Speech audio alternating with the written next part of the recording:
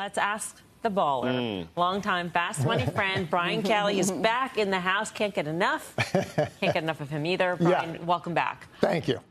So obviously you're long. You're very bullish. Yes. Has anything changed in terms of the trajectory of the move higher? No, not really. I mean, certainly. So this move is really built on this anticipation of an ETF, probably January 5th to January 10th. So as it gets higher as a trader, of course, I'm going to get a little scared because you're saying how much of that is already priced in.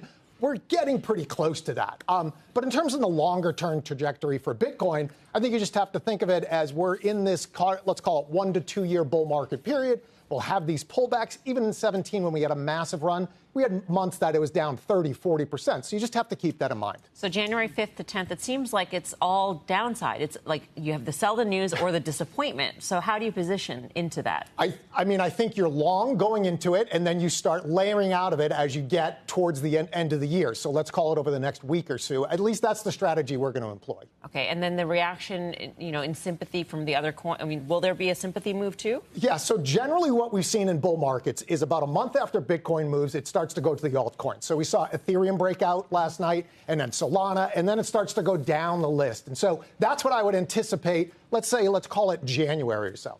BK, good to have you here. Say hi to Brian, by the way. Yeah, a lot of this move has coincided or coincident with the fact that 5 rate cuts apparently are priced in for next year. Every time we pull them forward, Bitcoin seems to take a leg up. Is there any truth to that? Yeah, I think it's a macro tailwind. We've been fighting the macro headwind for almost 2 years now, right? Rising rates, stronger dollar, all of that.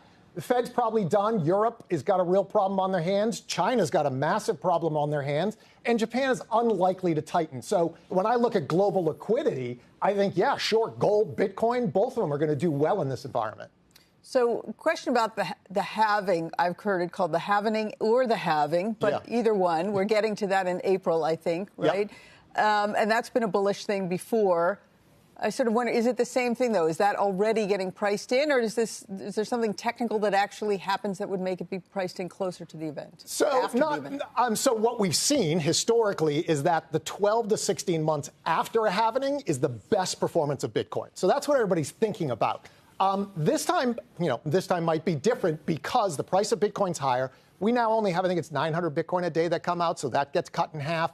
It's not a lot of Bitcoin, but what it does do is it makes Bitcoin more scarce than gold. So for the first time in history, you have an asset that is more scarce than gold. In what way more scarce? Let's call it a stock-to-flow ratio. So the amount of Bitcoin mined every year divided by the amount outstanding, same with gold. And now there'll be, quote-unquote, less Bitcoin than gold mined on a relative basis. All right. Now, BK, you sat in these seats for a long time on this desk as a Fast Money regular. And we know that you miss a lot of things about the show. A lot. But first and foremost, we know you miss Would You Rather. Oh. Well, who knows? We thought we would do a quick game of Would You Rather, which is America's favorite game, of course. Would you rather Bitcoin or gold? Oh, Bitcoin. Yeah. You're long both, correct? I am long both. Absolutely. Yeah, sure. I mean, you got to bet on the fastest horse. I heard that once.